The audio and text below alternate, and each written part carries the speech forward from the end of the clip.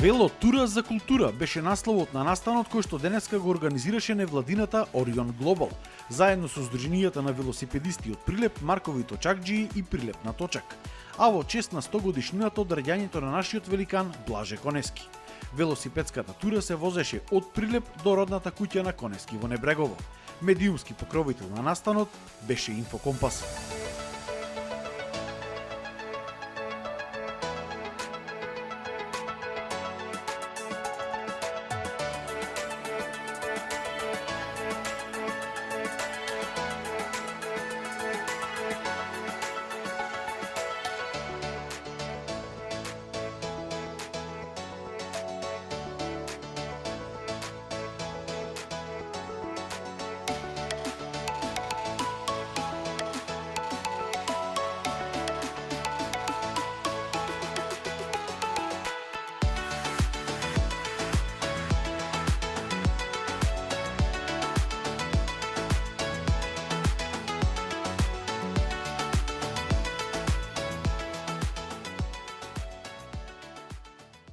Одлучивме како организација и ние да се приклучиме во чествувањето на 100 годишнината од раѓањето на Блаже Конески, да придонесеме како македонци за овој светол датум, бидејќи со делото на Блаже Конески се заокружува онаа самобитност и различност на македонците и на македонскиот јазик во целата словенско-балканска литература и култура. Велосипедистите велат дека посетата на вакви културно-историски споменици е идеална можност за промоција на туристичките потенцијали во Македонија, но потребна е исто така изградба на соодветна велоинфраструктура за да се стигне до нив.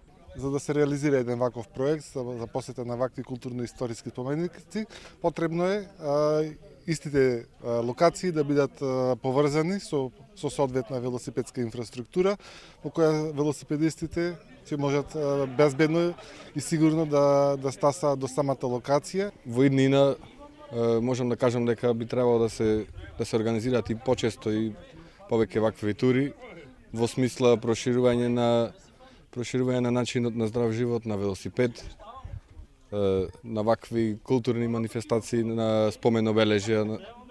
Учесниците на овој настан ги пречекаа надлежните од Заводот и музеј Прилеп, кои на присутните им ја доловија вистинската големина и значењето за Македонија на джинот од Небрегово. Великанот на македонскиот современ јазик, кодификаторот на македонскиот јазик, непресечен извор на поезија и проза, го даваме чест годинава со неговата 100 годишнина од неговото раѓање. Пред присутните актерот Игор Трпчевски прочита дел од поезијата на Конески, а организаторите истакнаа дека и во иднина ќе се организираат вакви велотури, се со цел запознавање на нашите културно-историски споменици и развој на овој вид на туризам.